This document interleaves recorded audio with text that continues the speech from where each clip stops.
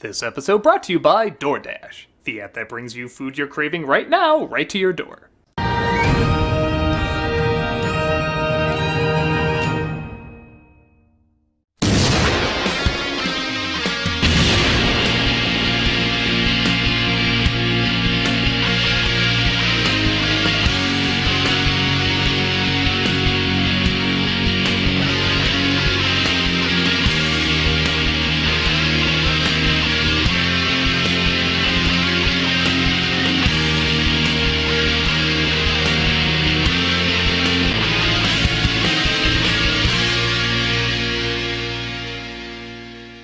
Hello, I'm the Nostalgia Critic guy, remember it so you don't have to. It's the week of Christmas in 2020. What holiday film best connects with this year?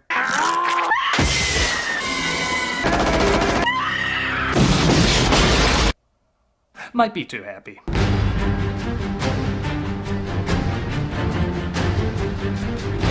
Released in summer of 1992, Batman Returns was Tim Burton's sequel to his record-breaking Batman in 1989. While folks were excited to see it, the reaction afterwards was something like this. People didn't know what to make of it. They were certainly expecting something dark, but this... yikes. Toy companies, especially McDonald's Happy Meals, panicked because parents were so pissed off something so demented and unpleasant was being marketed to kids. Why can't we go back to more innocent times of Terminator, RoboCop, and Alien toys? You moron! Since then, people haven't really known what to make of this film. Naturally, it has its fans and its haters, but most people I talk to put it in the I don't want to think about it because I don't know what to think about it category. Does it make you stronger watching it? Does it make you weaker watching it? I don't know, it just clearly does something. So naturally, I think this is the perfect film to look over this holiday season. Let's celebrate Christmas the most appropriate way I can think of. This is Batman Returns. We see Pee-wee's playhouse has changed since he entered the 1%, but his freaky occupants have not. For his wife gives birth to a bouncing baby abomination, which honestly is about as good as a Pee-wee birth can go in my opinion. Thankfully, they had a baby cage ready. I'll assume that's an item the rich have. But he finishes off his cat food and they decide to give him up for adoption or bridge. That's another option. Well, I'm in the Christmas spirit. Merry Christmas from Kenner. You know, this really should have been a Disney film. It would have gotten a G. He floats through the sewers and is intercepted by penguins. Yes, that will be the most normal part of the story. And we cut to years later where Gotham City is having their massive-ish lighting of the tree. About to attend this event is Christopher Walken playing business mogul Max Schreck. Named after the actor from Nosferatu, not a DreamWorks energy drink. And I gotta say, in most films he brings 80, maybe 90% Walken to a role. But this flick, he brings 100% Walken. Everything he says sounds like an impression of himself. That's not growth. That's a mild swelling. I could hand out more than just expensive baubles. Bruce, shame on you. Selena. Yawn. Come on now. Yes. You could literally change the character's name to Christopher Walken and nobody would bat an eye. How industrious. He's proposing a new power plant that I think a 3-year-old designed. So he can obtain, well... more power. I have a suggestion. Michelle Pfeiffer plays Selena Kyle, a dorky secretary who may be a power plant specialist. Am I the only one driven nuts? We never hear her suggestion. Afraid we haven't properly housebroken Ms.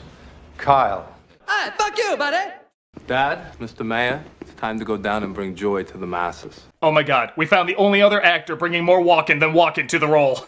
Andrew Briniarski, Zangief from the Street Fighter movie, because this film clearly wasn't weird enough, plays Max's son, Chip. I honestly have no idea why he's a character in this. You could cut him out and not miss a thing. I just love that he does an impression of Walken straight to his face throughout the entire movie. Dad, you buy that blurry business? Time to go down and bring joy to the masses. Dad, go! Save yourself!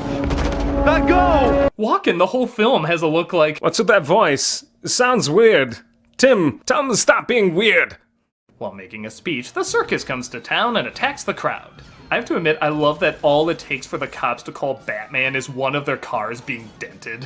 What are you waiting for? The signal? Sir, we have a SWAT team coming in. Look, for some reason we suck at fighting clowns. He's good at fighting clowns. Let him fight clowns.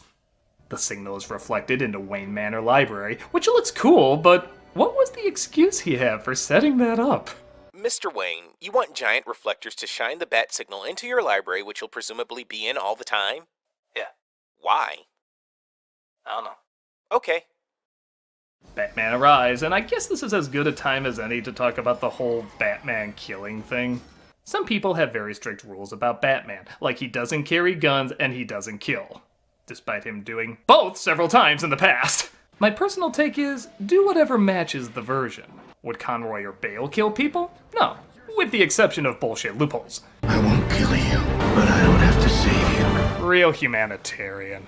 Would Keaton and Affleck? Abso-friggin-lutely. Affleck, maybe going for a few too many gold stars in that department. Should he kill? No. Would he kill? Probably. I mean, people are on fire. You think this Batman's gonna be like, all right, better get out of the car, knock the guy out, get back in the car, and make sure everyone is safely subdued? No, that would have cost like 5 civilians. Light that bitch.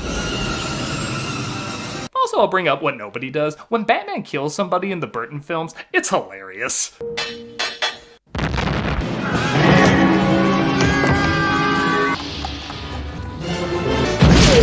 If you're not laughing at these, you clearly need this sign before watching.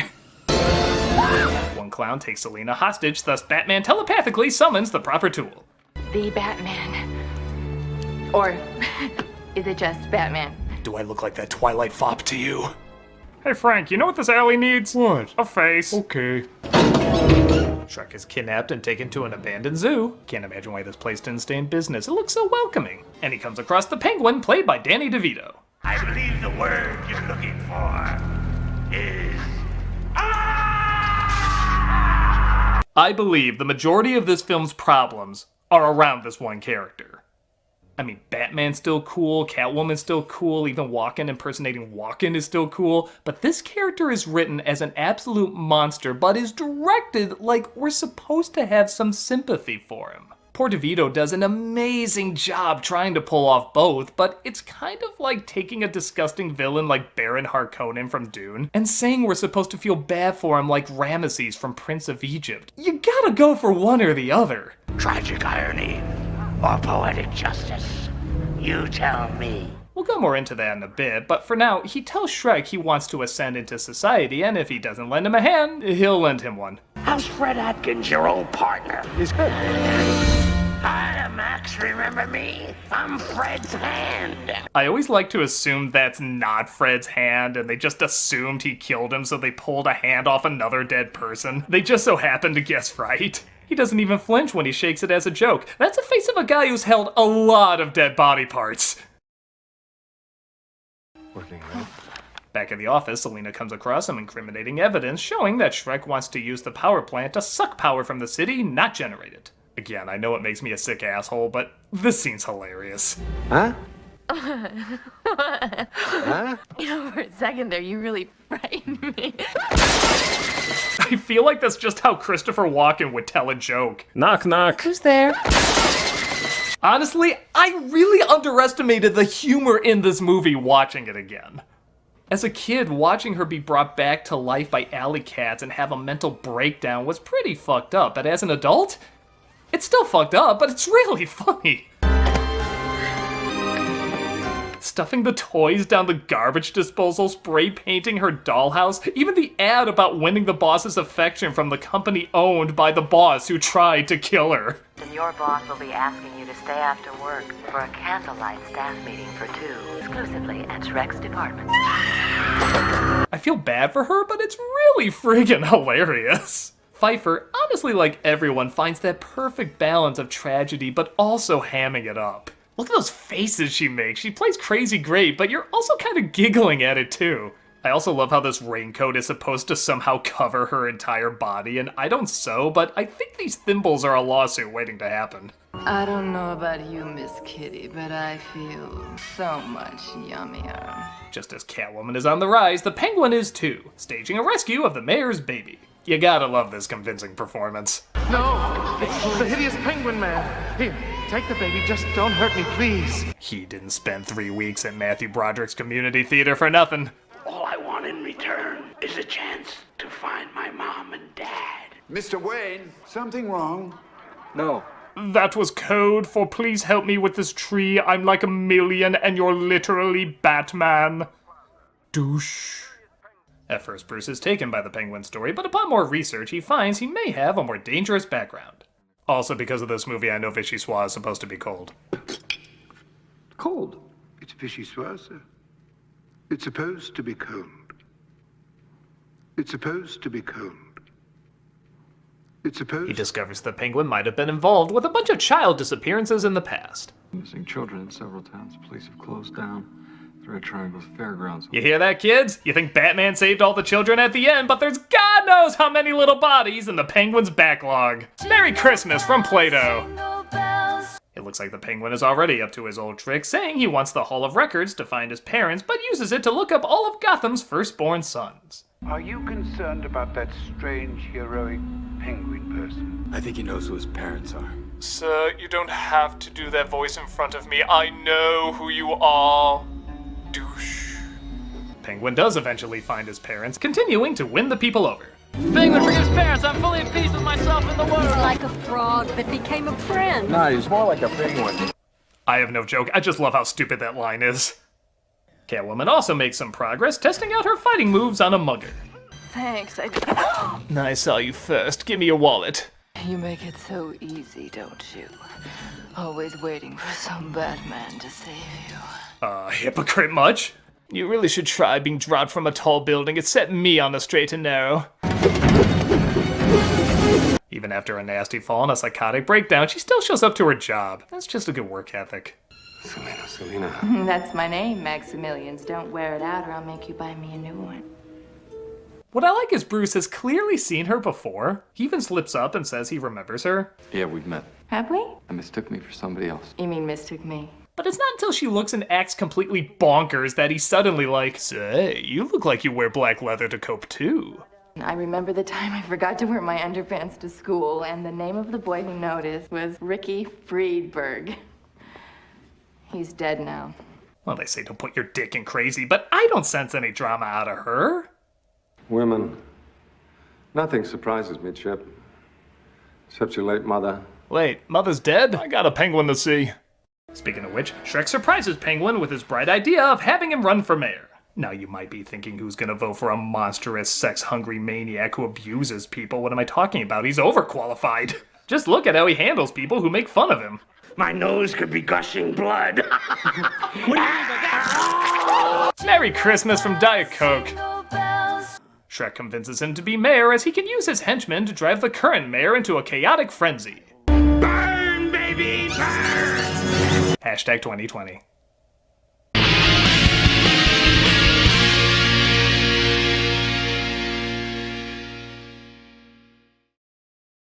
Hey parents, McDonald's here. We know you were upset with the Happy Meal toys we had for the new movie Batman Returns. Well, we're happy to announce we've updated our toys to be more authentic to the film you saw. It's the Batman Returns Toys Redux. My favorite is the penguin after he just bit someone's nose off. It's so bloody and disturbing I hope to never sleep tonight. My favorite is Catwoman after she went insane and got shot 4 times trying to seek vengeance. I hope I'm that mentally unstable when I grow up. My favorite is the circus train carrying lots of little boys like me to their watery graves. I'm terrified, but I'm told to smile for the commercial, so yay! Your kids will love them. And we're not just saying that because our founder is Batman. And if you're still unsatisfied, don't worry. The following 2 films will gladly sacrifice art so your little pipsqueaks can have something to play with while eating Chicken McNuggets.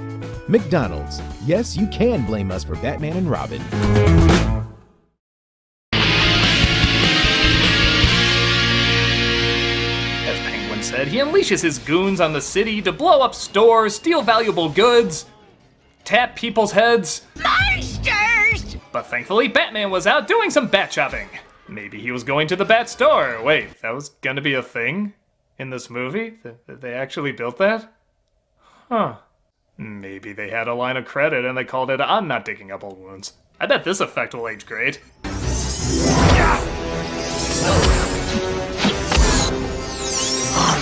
Seamless. Meanwhile, Catwoman tears apart one of Shrek's department stores, and again, give Pfeiffer credit for learning how to use a whip and apparently doing all these stunts herself. Years later, she even found her old whip and showed off she still has the moves. Needs a little TLC.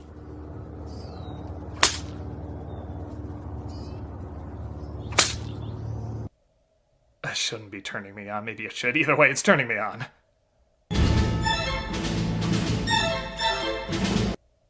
I didn't know Batman needed exciting rounding the corner music, but it sounds very nice. Piss off, Wilhelm. Mimi! He approaches the Penguin, but their meetup is quickly interrupted. She's thinking, "Aw, shit. Came across the only people who wouldn't be weirded out by any of this." They have themselves a little fight, and honestly, this is so silly, I can't help but love it. How could you? I'm a woman. I'm sorry, Oh, we'll see if I help you open the jar anytime soon! Who's the man behind the bed? That's not you. There you are. At first I found it weird that Batman would actually be attracted to this, but like the killing thing, just because he shouldn't doesn't mean he wouldn't. I mean, look at these two and tell me they wouldn't attract one another. She gets away, but not without leaving her mark. Alfred, bring me some antiseptic ointment, would you? Oh, sorry, sir. I can't understand you unless you whisper in the bat suit like you did before. Bite me, Joffrey. Penguin announces his candidacy for mayor in the most ewy way possible. Where a button? Let me just get it on there. And Catwoman makes her way to him, proposing that they team up to take out Batman. It's chilly in here. I'll warm you. Down, Oswald. Calm down there, Quentin. Check it out. We're gonna disassemble his Batmobile and turn it into an H-bomb on wheels. Kinda curious how he got the plans for that. Are you sure you want to eBay these? He wouldn't help me with the tree. He spat out my soup. He does his bat voice at random. I'm done with the son of a bitch. Okay. I know plenty of people who'd be interested in this. Get a good price and I'll throw in some shark repellent. Catwoman eats his bird, which apparently she really did. I'd like to think unprompted. And they get the idea to frame it. Selina and Bruce go on a date and discuss their past relationships. Hey, girlfriend? No, had one, didn't work. See, Vicky thought... Vicky? Ice skater or stewardess? Well, that's what she is now. I ruined her career after dumping me. The Ice Princess has been kidnapped. They're interrupted, though, when they discover Gotham's mascot, the Ice Princess, has been kidnapped by the Penguin. Can you confirm for us the reports we're hearing of Batman's suspected involvement in the abduction? This evidence is purely circumstantial. But just in case, we're not running the bat signal. They both take off, which is great when you realize they're just gonna meet up again to fight each other. But what's even better is Bruce putting together why his usual excuse won't work. I thought I had to go to town. Tell her there's a big business deal came up or something. I've just got to go out of town on business for a few days. You lied to me about leaving town. No, you know what? Let her know that none I'm gonna dumb be my girlfriend. Tell her I'm Batman. I don't care. I gotta go. A drawbridge opens up and he takes a bat suit off one of the bat hangers. Because Schumacher directed for a minute. And he tries to search for the Ice Princess during the tree relighting, which surprisingly wasn't canceled due to a kidnapping. He locates her, but finds Catwoman is awaiting his arrival. Eat floor. High fiber. Okay, fine, it was 2 minutes that Schumacher directed. The princess is dropped from a building looking like Batman pushed her and bats are released on the crowd. But look on the plus side. This. I wonder if Wonder Woman has this problem. Mistletoe can be deadly if you eat it. Who decorates an antenna? Jesus, no wonder he couldn't save the princess. He's been walking around with that stuffed up his ass the whole time. Let's consummate our fiendish union. Penguin celebrates their framing, but he proposes a little too much, and Catwoman swipes left. You lousy minx, and I don't think I like you anymore. Penguin hooks a helicopter onto her, but she breaks free. Is her suit made out of adamantium? How many falls has she survived? And things are made worse when the Penguin's goon seize control of the Batmobile via remote control. Oh, yeah, how come the cops only show up when a Batman's driving? He eventually gets control back and transforms into a bat penis to escape. The next day, Penguin makes a speech to continue to win the people over. Did the mayor have a plan? No! He relied on a man! A Batman! I'm asking you to vote for a Birdman! But not that Birdman! That is also Batman! They fan service all the crybabies that bitched about Vicky Vale in the first one. Who let Vicky Vale into the Batcave? I'm sitting there working, and I turn around, there she is. Oh, hi, Vic. Come on in. He was confessing. She figured it out. How many millionaires can vanish out the window? Whatever. And he plays audio of the Penguin cursing the people he recorded the previous night. I'll take care of the squealing, wretched, pinhead puppets of Gotham. Remember the days when that could ruin your career as a politician? I played this stinking city like a harp from hell. Fake news? Oh, that's all it took? All right, cool. All right. Oh, why is there always someone who brings lettuce and tomatoes to a speech? Why is there always someone who brings eggs and tomatoes to a speech? Because you're a cartoon. I don't know. He escapes back to his hideout where he continues his original plan, gathering all of Gotham's firstborn sons to drown them.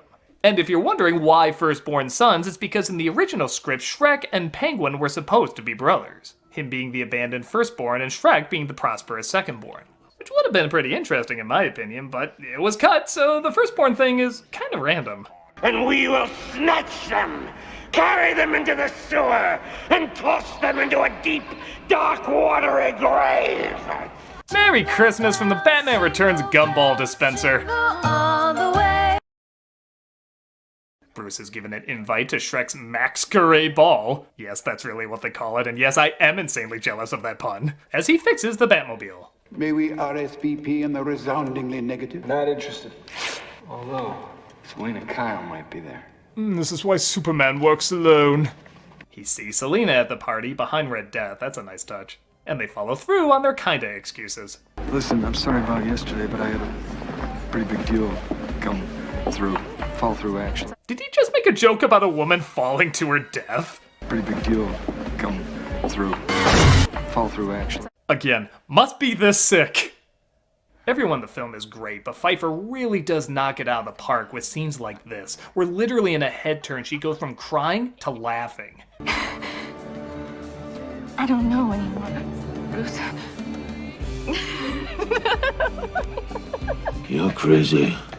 They eventually put together their secret identities, but it's interrupted by the Penguin, who kidnaps Shrek again and reveals his evil plan. Right now, my troops are fanning out across town for your children. Yes! You hear that, Commissioner? I still feel like this is a Batman thing. But they have an incredibly slow-moving, brightly colored train. We didn't even stop the Joker when he announced where he was going to be. Let him fight the clowns! I'm Loopy! Batman does exactly that, and I guess that's the end of that plot thread. Not entirely sure why that was in the movie at all. And he moves on to Plan B, blow up Gotham with penguins. It's a weird film. The liberation of Gotham has begun! He whips out the Bat ski boat, which really must have been exciting. I mean, how many times is a Bat ski boat gonna be the answer? And they jam the Penguin signal, turning them around. This film's full of anticlimaxes, isn't it? I would have paid good money to see Batman punch penguins. I can't even say that without laughing. He drops the Penguin into the water because everybody has to fall in this movie, and he confronts Catwoman, who's confronting Shrek. Let's just take him to the police. What does it say? Split. Right down the center. I love you so much, I take off my mascara for you in between shots. I just couldn't live with myself. Selena chooses vengeance over love, leading to easily the best line in the movie. Selena Kyle. You're fired. Wouldn't it be great if she just left after that? Oh, fired. Oh. It's pretty clear Max has to die after Batman's revealed, and that's exactly what happens when Selena whips out the taser from before and combines it with the electricity behind him. Bruce, shame on you. Oh, and the Penguin can really hold his breath a long time. A cool drink of ice water. Merry Christmas from the Golden Book Collection! What were we thinking? This leads to, well, this scene. The Penguins come out and give him a funeral march without opposable thumbs and bury him in the water.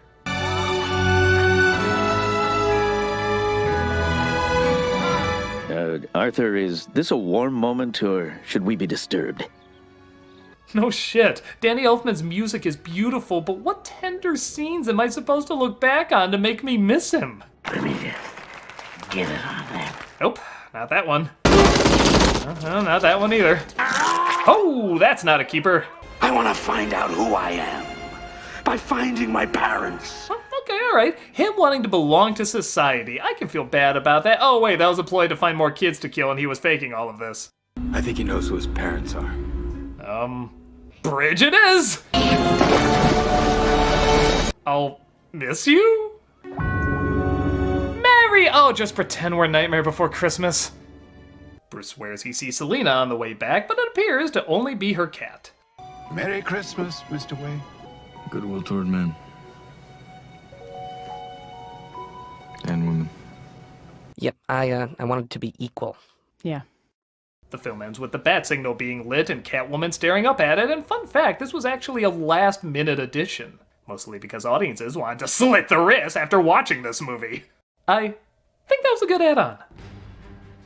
Batman Returns has a lot of flaws, mostly, like I said, around the Penguin character, which is strange because the elements are there to make him sympathetic. They just needed to take out that every other second he was trying to kill kids thing that went nowhere. You could have had it where he just wanted to belong to society, but then the corruption of the human world doomed him. There was a Batman the Animated Series episode that kinda did that. But making him such a constant blood-hungry monster just made the message confusing, and not in a complicated way, just a very clumsy way. Aside from that though, yes it is silly and all over the place, but it's also visually stunning, well acted, and hilariously demented. Some of these plot threads even pop up in Mask of the Phantasm. The idea of Batman being framed and losing someone you love to vengeance. Even flashing the signal at the end, despite I don't think Batman's name was ever officially cleared in either version. If he just accepted as Tim Burton going all out, given a blank check, just doing whatever he wants, there is kind of a joy in how miserable it is. It's just so crazy and so brooding and so in-your-face unpleasant, you can't help but laugh at it. And I think that was the idea for the most part. I know it has its problems, but I can't help but love it for going all the way in on being so dark. If you're in the mood for a twisted Christmas film that's just barely a Christmas film by every definition, this is certainly the one to check out. And why wouldn't you be? It's been that kind of year. All sorts of misery and chaos resulting in a huge mess. Barely even feels like Christmas when you consider what everybody's been through. But in a strange way, that's almost kind of comforting. We've all gone through something together. Everybody has felt some form of sacrifice. Some have lost very little, others have lost a great deal. Even if you're one of the lucky ones who didn't get the worst of it, it's hard not to think of the people who did. But we get through it. That's what humanity is good at, getting through stuff, surviving, finding a way to press on. We always find a way. We work with it. So, whatever path you find and whatever way you work with it, have the best holiday you can. Keep confident, stay strong, and be creative. Those are the things worth celebrating because those are the things that get us through so much. Merry Christmas to you all. We wish you nothing but the best.